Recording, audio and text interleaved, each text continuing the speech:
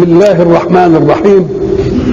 الحمد لله رب العالمين، والصلاة والسلام على أشرف المرسلين وخاتم النبيين ورحمة الله للعالمين سيدنا محمد وعلى آله وصحبه أجمعين، وبعد. بسم الله الرحمن الرحيم. سورة أنزلناها وفرضناها وأنزلنا فيها آيات بينات لعلكم تذكرون. اسمها سورة النور.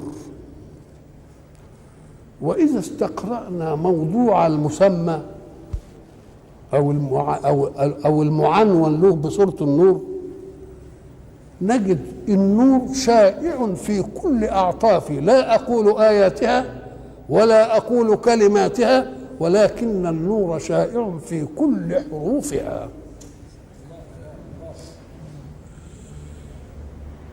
ليه؟ قال لك لأن ما هو النور؟ النور ده إيه؟ قال لك هو في ألفاظ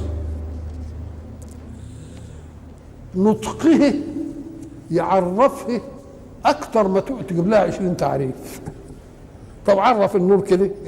النور لا يعرف ولا يعرف إلا بحقيقة ما يؤديه، وهو ما تتضح به المرئيات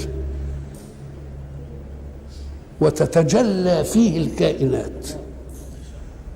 لولا هذا النور ما كناش نشوف حاجة. يبقى إذا النور أنت عرفه بالخاصية بتاعته. خاصيته إيه؟ هو الذي يجعل لك قدرة على إنك أنت تشوف الإيه؟ المرئيات، بدليل إنها لو كان فيه ظلمة ما تشوفهاش. يبقى إذا النور هو لا يرى، ولكن ترى به الأشياء. فالله نور السماوات والأرض، ينور لنا السماوات والأرض إنما ما نشوفوش. يبقى النور هو إيه؟ لا يرى النور، وإنما ترى به الأشياء. ورؤية الأشياء هي بس كل الأشياء مرائي؟ طب ما في أشياء مسموعات، في أشياء مشمومات، في أشياء مذوقات، في أشياء مش عارف إيه، كل في حاجات دي. أم قال لك لكن الدليل الأول على كل هذه وفعل الحوادث هي المرئيات، لأن كل أدلة الكون مرئية. أنتوا تشوفوها كده الأول، وبعدين لما تسمع ولما تشم ولما تلمس ولما تشوف ده تقيل وده خفيف، لما تشوف ده بعيد وده قريب، كل دي فرع ايه؟ فرع ما يوجد فيك بعدما تؤمن ان الله الذي اوجدك هو الذي اوجد لك كل شيء. فاذا ما نظرت الى النور وجدت النور امر حسي صحيح، به ترى الاشياء. لما اقول ايه؟ وجعلنا آية النهار مبصرة. هي آية النهار مبصرة ولا مبصرة؟ ده احنا شايفين، انما هي آية النهار اللي بتبصر. قال لك ده دليل على ان الشعاع هو اللي بيجي من هناك. وجعلنا آية النهار ايه؟ مبصرة. طيب النور الحس اللي احنا شايفينه ده نفعه للكائن الخليفة ايه؟ الانسان الخليفة في الارض. أم قال لك حين ترى الاشياء تتعامل معها تعاملا يعطيك خيرها ويكف عنك شرها، لانك انت لو لم ترها ما تقدرش تتعامل هذا التعامل. انت مشيت في ظلمه وكان فيها تعابين، انت مشيت في ظلمه وكان فيها ازاز متكسر ومش عارف ايه، يحصل ايه؟ تتعود. يبقى ايه اللي يخليك تتعامل مع الكائنات سواك بأن تأخذ من خيرها وأن تدفع عن نفسك إيه؟ شرها. إيه اللي بيخلي كده؟ النور.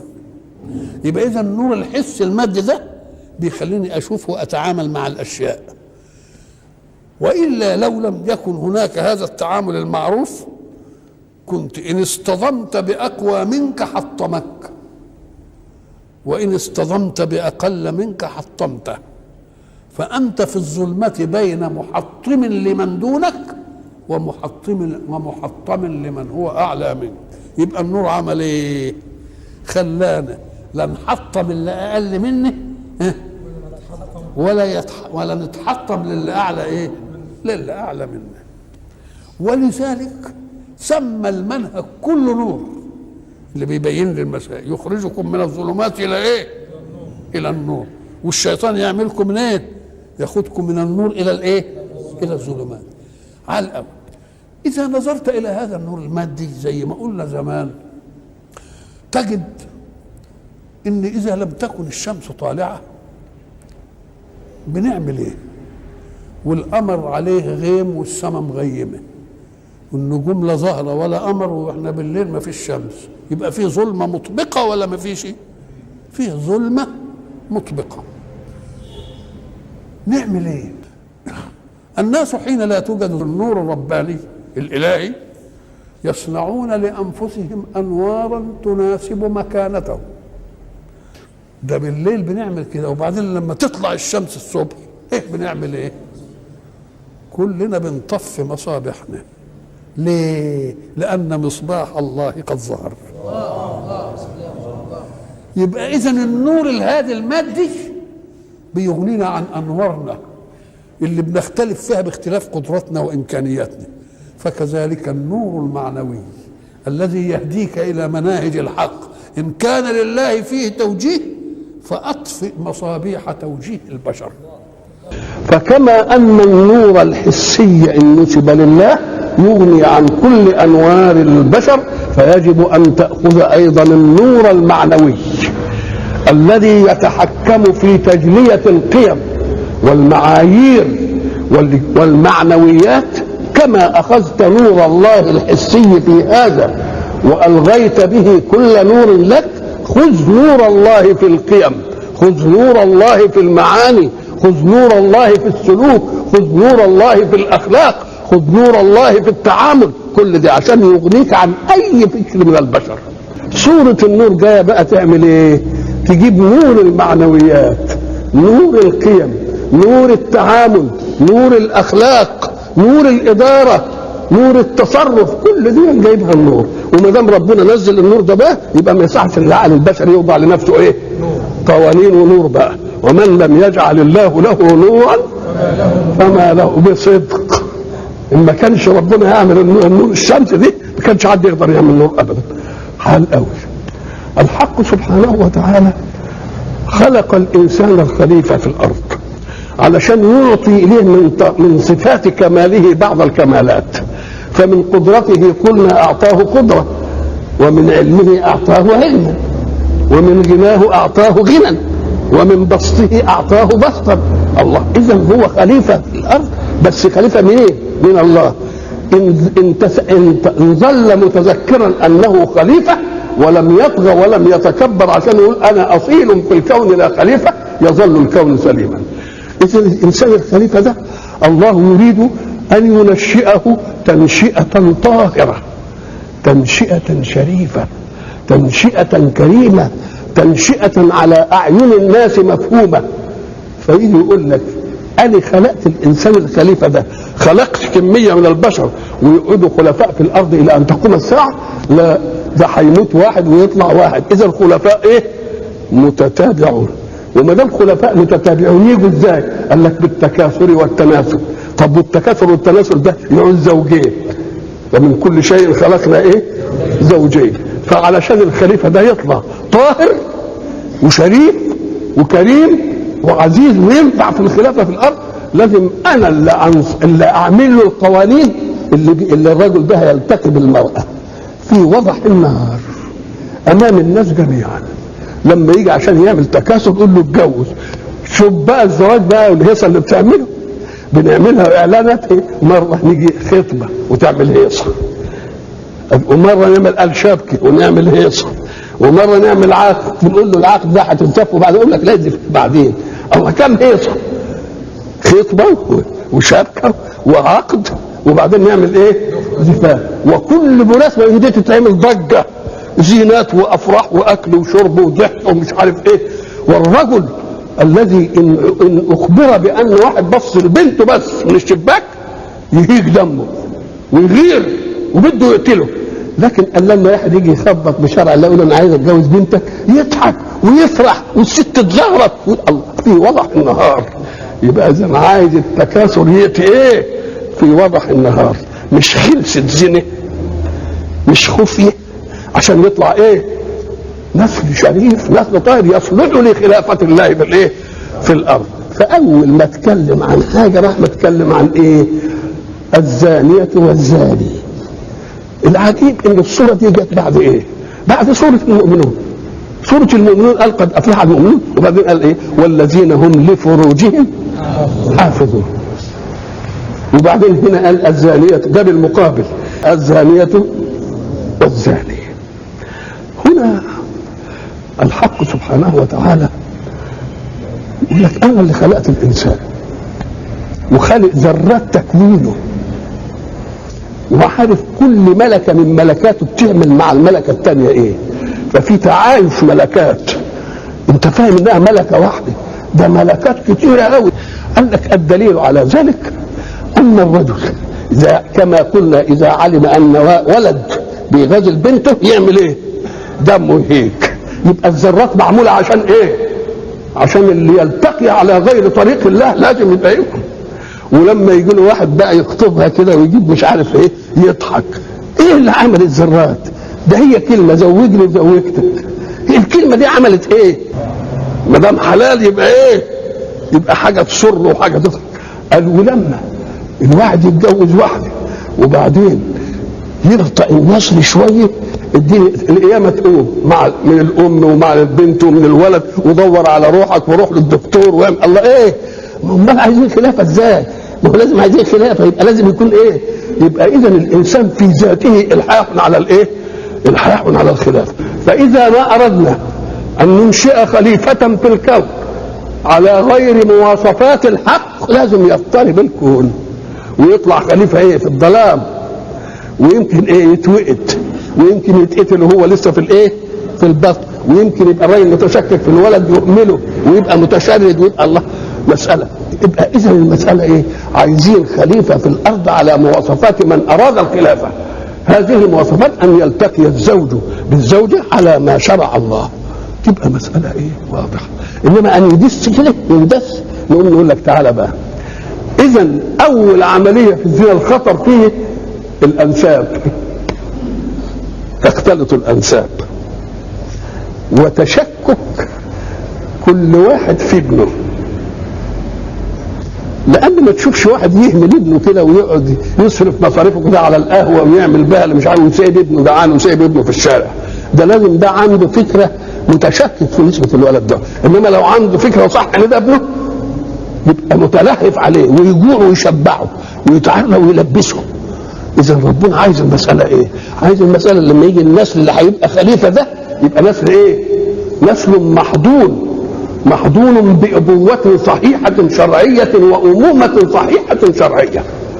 تقوم الست من دول الرجل بيقضيها شهوة وتنتهي، لكن الست بقى اللي تقعد وتمشي بحساب وتقعد بحساب وتعمل مش عارف ايه بحساب وتنام بحساب ولا حدش يقدم ليه ومش عارف ايه، وبعدين بقى تولد وتعمل آلام الولاد وبعدين ترضع وتقعد ايه لحد الولد ما يبلغ وهي ايه؟ مترضية بيه. ايه اللي حبيبها فيها دي؟ انه ايه؟ جاء من طريق مشروع، ولما يتعطل ولا يجيش تزعل وعايزه تروح للدكاتره وعايزه تعمل مش عارف ايه وبتاع علشان ايه؟ لان ولو كان مدسوسا بزنا ده يبقى كتر خير الدنيا اللي ما موتتوش في بطنها. وان كانت قلبها ما جابهاش تاخده وتدسه وترميه مش عارف بالليل قدام جامع ولا قدام مش عارف ايه. الله بقى دوكا يحتضن ويعطف عليه وكل حاجه تبقى له والتانيين يبقوا ايه؟ مهملين في الشارع. اذا يريد الله في الخليفه انه يكون ايه؟ ناشئ من ايه؟ من اخصاب طاهر على حي الناس جميعا. يبقى ده نور معنوي ولا مش نور معنوي؟ انما دوكا في الظلام بقى دي جاب من الباب، مش جاب من الباب الخدم، مش جاب من الباب الخلفي، لا امر ايه؟ امر واضح. فقال بقى اللي يخالف هذا المنهج يبقى عايز يفسد شرف الخلافه في الارض وعايز ينجس طهر الخليفه، يبقى لازم نقضي عليه. ليه؟ لانه هيخلي الخليفه خليفه مدنس نشأة غير شرعيه. بس كده قال لك وبعد ذلك ينظر صدور الاحقاد. لما يعرف واحد ان واحد يعتدى على بنته ولا على طفل شوف بقى اللي يجرى وشوف بقى الجرائم بتاعه العرض ايه وبس كده. أم قال لك ده دي يبقى حاجه خاصه بيه، انما ده في حاجه خاصه بالمجتمع. ايه اللي خاص بالمجتمع؟ أم قال لك الامراض التي تنشا من الالتقاء غير الشرعي، هذه اهم حاجه، لانها خطرها مش جاي على الاثنين، ده خطرها سيتعدى الى الغير. تحدث للناس اقضيه بقدر ما يحدثون من الفجور. لما يعملوا فجور تحدث لهم ايه قضيه. اهو احنا عايشين في عصر الايدز اللي بيقولوا عليه. عصر الايدز ده ليه؟ قال لك من الالتقاءات غير الايه؟ غير الشرعي. هل ده خطره على الاثنين اللي عملوا الاول ولا خطره بيتنقل للباقي؟ الرجل ينقله والمراه تنقله. يبقى اذا ساعه ما نيجي لهذا الوباء ونقتله يبقى امر لصالح الخلافه. واحد يقول لك يا سلام هنموت واحد، تقول له انا موت واحد عشان احيي ايه؟ احيي ملايين في عافيه وفي صحه، وانت ليه تزعل من هذه المساله؟ ده احنا لما بيكون الطاعون بس في ارض نهينا ان نذهب اليها، قلنا ما تروحوهاش، وان كنا فيها ما نخرجش منها. يبقى عايزين نعمل ايه؟ نحصر العمليه الوبائيه. فالوباء الجديد ده اللي الى الان مش لاقيين له علاج، يبقى نحصره ولا ما نحصروش؟ ده نعمل فيه ايه؟ نموتهم الاثنين، عشان ده مش شره مش هيفضل له، شره هيتعدى لمين؟ للمجتمع. قال لك على طول كده. قال لك لا والله نفرق ان كانوا محسنين ولا غير محسنين، لان ما دام متجوز وجت زنت يبقى المئات تعددت في المكان الواحد. ولما سئلنا في سان فرانسيسكو وبعد ذلك قلنا ان كنتم تعدد الزوجات والكلام اللي لماذا عددتم في الزوجه ولم تسمحوا ان نعدد في الزوج؟ اشمعنى يعني خدتوا الزوج ياخد 4 ستات؟ طب ما تخلوا المرأة برضه تاخد تاخد 4. شوف القياس. فماذا كان الجواب؟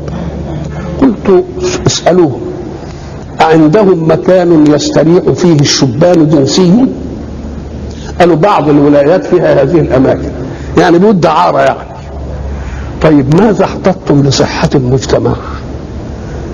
قالوا احنا بنكشف عليهم كل أسبوع. فقلت طيب هب أنك بتكشف يوم الحد وابتدأ يوم الاثنين جالها المرض، تعطي المرض ده لمين؟ لحد ما يجي الاسبوع اللي جاي. حال قوي. قال لا بنعمل كشف دوري. هل الكشف الدوري بيبقى مستوعب للكل ولا شيشني بس كده؟ افرض ان انت خدتها فيها وخدتها والباقي ما دام ثبت ان واحده يبقى عندها، مش جائز انه يكون الباقي؟ قالوا صح. طيب عملتم كده مع كل متزوجه؟ بقيتوا تروحوا كده كل اسبوع احنا تقولوا لها تعالي يا اللي متزوجه ويا متزوج كده اما نكشف كده عليكم نشوفكم انتوا عندكم امراض ولا مش امراض؟ قالوا لا ما حصلش اننا خدنا كليه. قال لا ما فيش حاجات من دي ما حصلتش وبقات من هذه النوع. قلت لهم بقى كان يجب ان تتنبهوا بقى ليه ما حصلتش.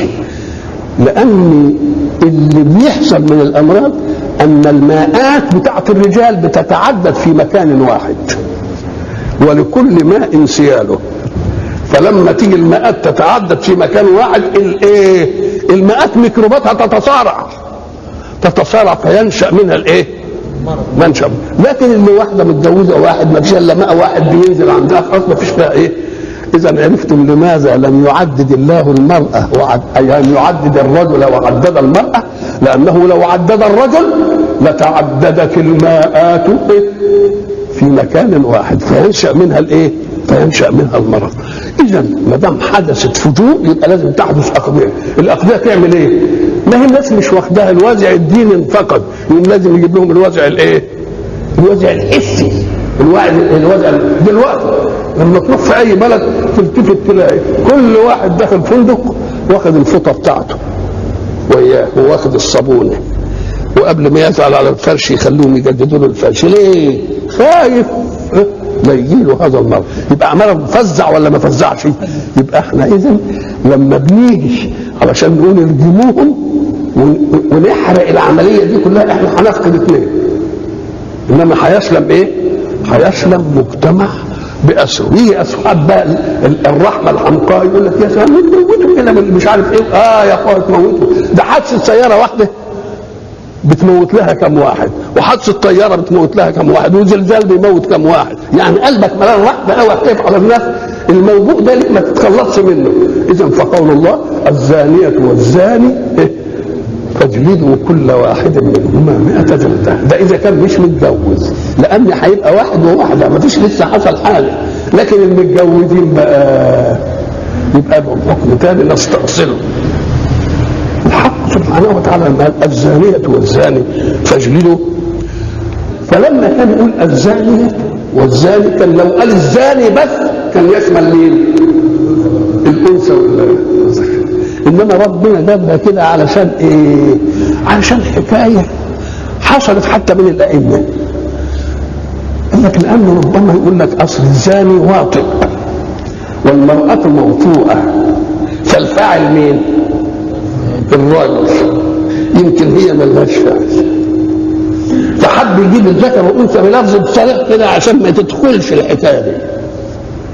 وذلك الإمام الشافعي بيحكي أن واحد راح لرسول الله صلى الله عليه وسلم وقال له أنا وطأت امرأتي في رمضان، فقال له الرسول كفر.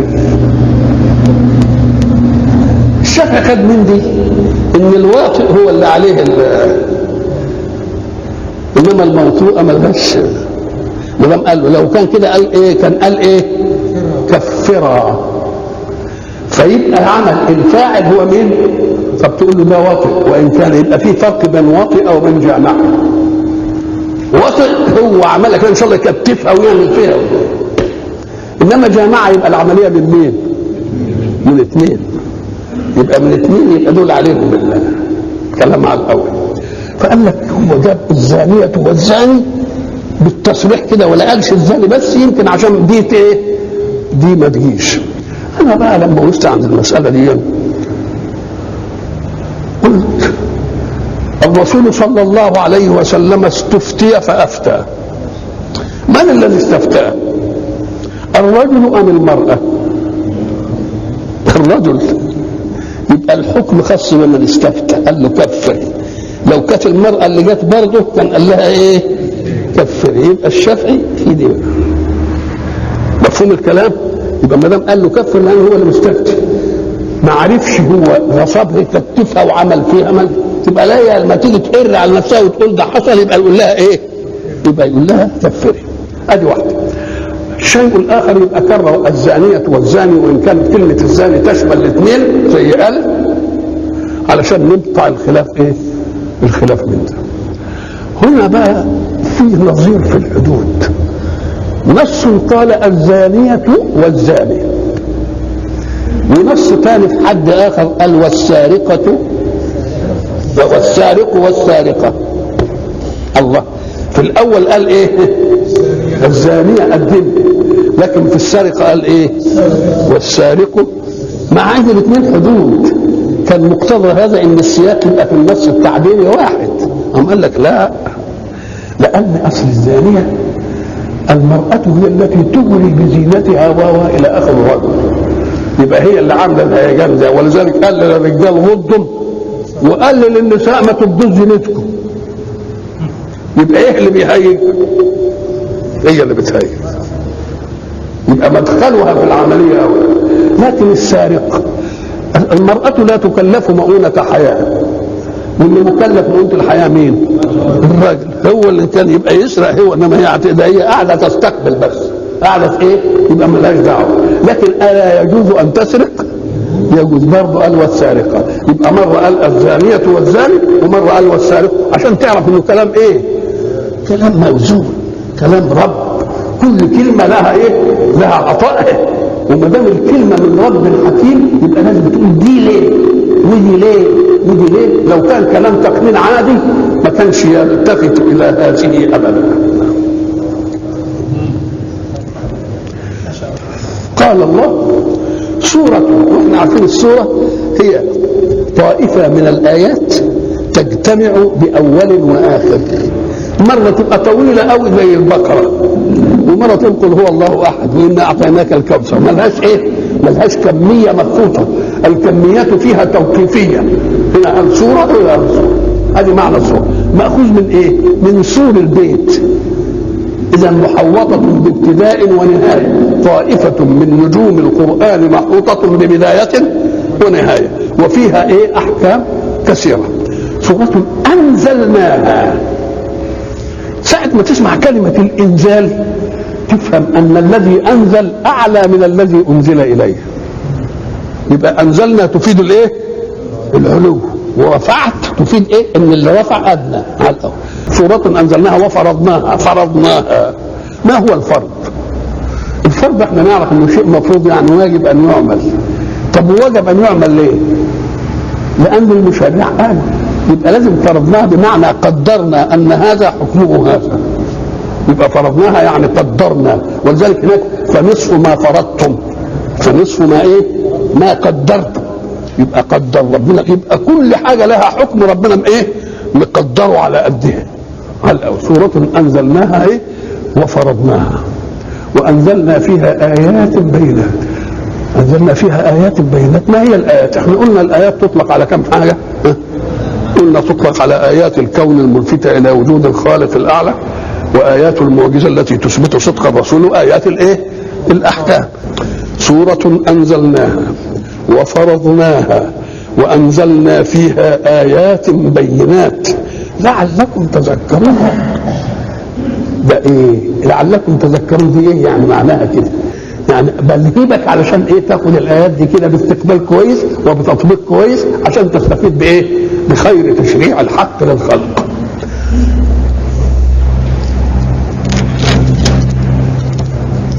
وبعدين جاب اول حاجه بقى من الحاجات اللي فرضها قال ايه؟ الزانيه والزاني. ليه قلنا هذه؟ علشان ينشا الخليفه نشأة في النور ونشأة طاهره، لأنه يبقى أهل للخلافة في الإيه؟ في الأرض. الزانية والزاني فاجلدوا كل واحد منهما 100 جلدة. اجلدوا أمر لمن؟ ما قالش فاجلد أيها الحاكم، قال فاجلدوا. يبقى الأمر للأمة كلها، يبقى إقامة الحدود منوطة بمن؟ الأمة كلها. إنما الأمة المتعددة الكثيرة دي أتنهض بفعل واحد في كل مكان؟ يبقى لا. يبقى الأمة دي زي النائب العام على الإيه؟ للوالي. طب وهل الوالي يقدر كده يقعد يعمل الحد في كل حتة؟ قال لك يجيب ولاة تحت إيده وينفذه. ومن ولى قاضيا فقد قضى. اللي يولي القاضي يبقى هو اللي قضى ولا لا؟ بس كلمة واجلده الواو والالف ده هي فيها معاني كبيرة قوي. الأمة مجموعة مش هتقدر هي اللي تجلد كل. تقوم يجي الإمام ده منين بيجي؟ بالبيعة. تبقى لما هي تبايعه علشان يعمل تبقى هي اللي عملت ومش هي اللي عملت، هي اللي عملت. وهو لما يولي ولاة والولاه يعملهم يبقى هو اللي عمل ولا مش هو اللي عمل؟ يبقى اذا الوالي بين امرين، مولى من امه ومول لعمال يتولون تنفيذ الايه؟ تنفيذ الحدود. قوي. يبقى اياك ان تقول والله الوالي ولا واحد القضاء ومش اهل للقضاء. نقول له لازم علشان نعرفه انك انت متحمل تبعة الحكم لازم تولي مين؟ اللي يقدر يؤدي فيه العدالة. لأن من ولى قاضيا فقد قضى. العمل يحصل ايه في الدنيا؟ يحصل خلل. نقوم نقول له اوعى تلوم الوالي اللي اختار الولاة مش على المستوى. لوم نفسك ان انت اخترته. لوم نفسك ان انت ايه؟ بالك هو عمل كده ليه؟ لأنك دلست في اختياره فسلطه الله عليك ليدلس ايضا في اختياره. انما انت لو انت اديت تبقى كانت الامور ايه؟ تستقيم. وما دام الامور تستقيم بالشكل ده يبقى كل واحد يتقرب الى طلب الولايات بالعمل النافع والعمل الجاد والاخلاص والامانه والصدق والتفاني. انما لو تيجي على غير كده تبقى ايه؟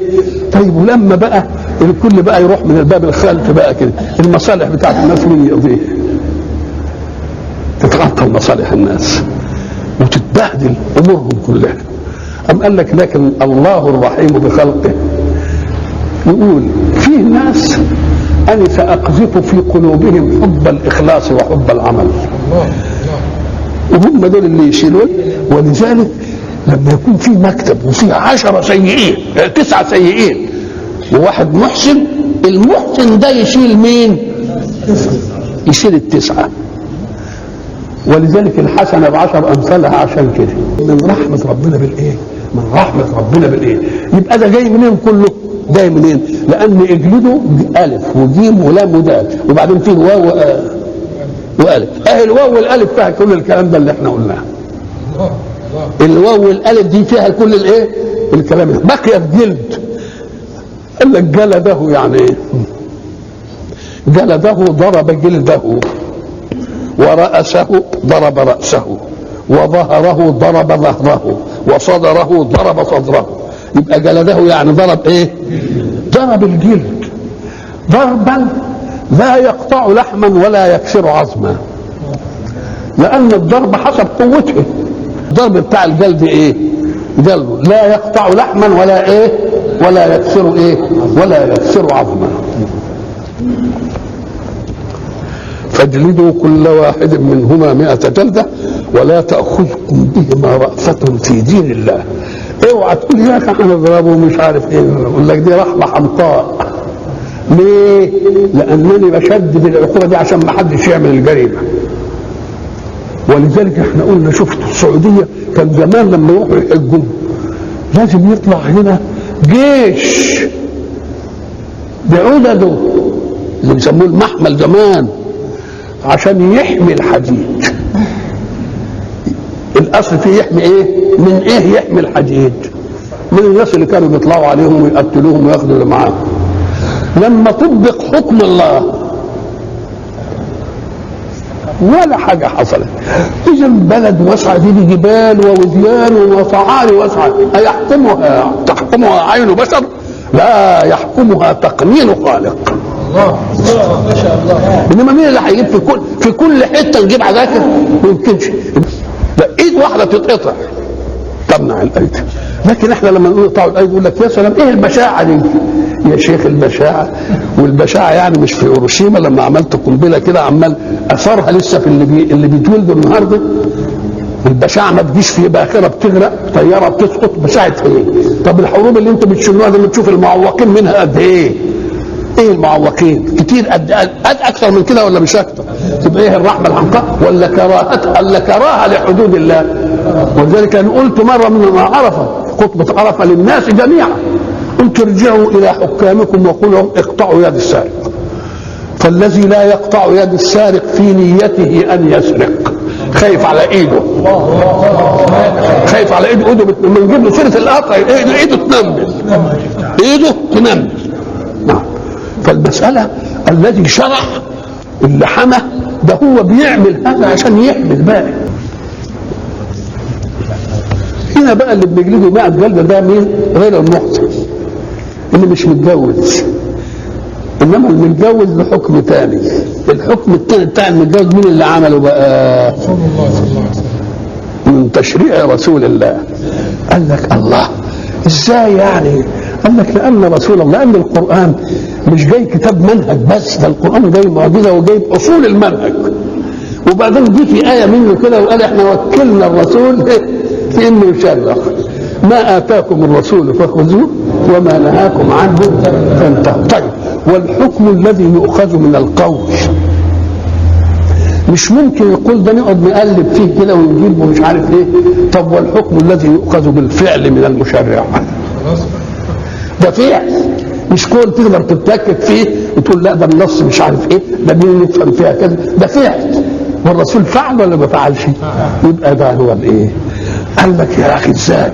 طيب القران يقول ان الامه اللي تعمل العمليه دي فعليهن نصف ما على المحصنات من العذاب. طب في الجلد هنجيب لها 50، لاننا جزأنا 100. طب وفي الرجم كيف يجزأ؟ وما دام لا يجزأ يبقى ما فيش رجع. نقول له يا اخي افهم النص ده، بيقول لك فعليهن نصف ما على المحصنات وسكت، ولا نصف ما على المحصنات من العذاب؟ كان يجب تقول ايه العذاب ده؟ ما هو العذاب؟ العذاب إيلام حي، انما الرجل مش إيلام، ده ازهاق حياه. ولذلك القرآن يجي يقول ايه في قصة سيدنا سليمان؟ لأعذبنه عذابا شديدا أو لأذبحنه. الله، يبقى العذاب إيلام حي، إنما الذبح إنهاء حياة. يبقى العذاب مقابل ولا مش مقابل؟ يبقى لما يقول فعليهن نصف ما على المحصنات وسكت، ولا قال فعليهن نصف ما على المحصنات من العذاب؟ انما اللي ما يجزأش تبقى تترجم. يبقى انتهت ولا ما انتهتش؟ انتهت. النبي عليه الصلاه والسلام لما اقر الماعز الغامديه، المراه اللي من بني لخم وبني مش عارف ايه رجمها، يبقى فعل الرسول نفسه مش قول، لان القول يمكن نقدر ايه نتمحك فيه ونأول ونعمل، لما ده ايه ده فعل. وهل الرسول قال لك مفوض، وما دام مفوض من الله سبحانه وتعالى، ولذلك يقول لك ايه الحكم ده جه في القرآن، تقول له ايه وجه في القرآن من ايه؟ تقول له ما آتاكم الرسول فخذوه وما نهاكم عنه فانتهوا. الزانية والزاني فاجلدوا كل واحد منهما 100 جلدة ولا تأخذكم بهما رأفة في دين الله. شوف بقى، شوف الكلام اللي يوجع. إن كنتم تؤمنون بالله واليوم الآخر، يعني وما عملتوش يبقى فيه شك في أنكم آمنتم بالله وباليوم الآخر. شوف الإهاجة دي، إهاجة ده بيوهجنا عليهم. قال لهم والله المسألة بقى احنا بنقول لكم عليهم، إنما بنقول لكم عليها تنفذوها إن كنتم تؤمنون بالله واليوم الآخر، وإن كنتم ما تؤمنوش والله انتم بقى حرين. يبقى معنى ذلك اللي ما يرضاش يعملها دي يبقى في شك من إيمانه. تؤمنون به إلها حكيما مشرعا خلق خلقا ويريد أن يحمي خلقه لأداء الخلافة الحقة، فاتركوه يتصرف في الكون اللي هو عامله، وانتم عاملين الكون هو جاي يتصرف. هو اللي خالق الكون كله، وخالق الخليفه وخالق مقومات الخليفه وخالق كل حاجه. ما كنتم مال ومش بس تعذبوهم وتجيبوا ناس ليشهد عذابهما طائفه من المؤمنين. ليه؟ قال لك لان في ساعات النفس البشريه تقبل الاهانه بينك وبينها. يعني واحد كده ومسكته ضربته علقه في الدهليز ولا حد شايف يمكن يتحملها، انما لو بس شتمته قدام الناس تبقى صعبه قوي دي عليه. الله، يبقى اذا النفس البشريه عايزه ايه؟ عايزه تنهز ان الناس يشوفوا الاهانه، واللي شافه بقى متلصص وعامل ود وجوان بقى وبتاعه ومسبسب شعره وماشي ويعمل في البنات ومش عارف، وبعدين يشوفوه كده عمال بينضرب على جلده كده، يديك كبرياء ولا لا؟ كما استعليت يستعلى عليك، مش انت خدت غير حقك؟ خد بقى دلوقتي. وليشهد عذابهما طائفة، والطائفة أقلها الإيه؟ أقلها 4، طائفة من المؤمنين له إهانة وللباقي زجر، يعني علشان بقى لما اللي يعني انتوا شايفينه. هناك بقى قال لك طيب هل الحدود زواجر ولا جوابر؟ يعني ايه؟ معنى الزجر ان اللي يشوف واحد عمل حاجه وبياخد عقوبه ينزجر ان يفعلها مخافه ان يقع به ما وقع له. طب وبالنسبه لصاحبنا تكبر الذنب ولا ما تكبر؟ الله هيفضل برضه يتعذب. نقول له لا. ليه؟ أم قال لك لأن ما الفرق بين انسان ده الزنا لم يثبت بشهود ابدا، وانما ثبت بايه؟ باقرار. طب ودي عشان ايه؟ أم قال لك لان الذي اقر مش بشهاده، يبقى ده دليل على ان الحكم صح في ذهنه، وقال فضوح الدنيا اهون من فضوح الاخره. لانه لو كان بالشهود يمكن الشهود تدلل، انما بالاقرار ما فيش فيه كلام. الاقرار هنقول فيه هو بيقول انا عملت. ولذلك النبي عليه الصلاه والسلام كان لما يجي واحد يقر له يقول له عمل كده، يقول له لعلك قبلت، لعلك باطلت لعلك فاخذت، يعني ما عملتش العمليه النهائيه دي. ليه؟ بده يضع الحد بايه؟ بالشبهه. لكن هو دي اقر يقول له لا حصل كذا كذا، يبقى معناها ايه؟ انه موقن بقيامه وموقن ببعث وموقن بعقوبه، فبيقول لك العقوبه هنا النهارده. ولذلك لو احنا جبناه نرجمه وبعدين الحجر وجعه وجري قال لا تتبعوه، لانه كانه رجوع عن ايه؟ رجوع عن الاقرار، ما تتبعوش. فنقول له اللي اقر بحاجه وخد عليها عقوبه وواحد ما اقرش به يبقى هيتعذب في الاخره. يبقى هل التاني اللي اقر بها وخد عقوبته به برضه يتعذب في الاخره؟ يبقى مش انصاف، يبقى خلاص هي يبقى الحدود جوابر للفاعل وزواجر لغيره. وليشهد عذابهما طائفة من المؤمنين.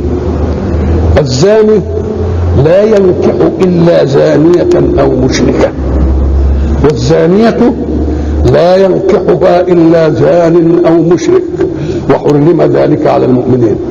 الله، بقى الزاني ما ينكحش؟ قال لك لأن المفروض في الزواج إيه؟ مش احنا بنقول التكافؤ؟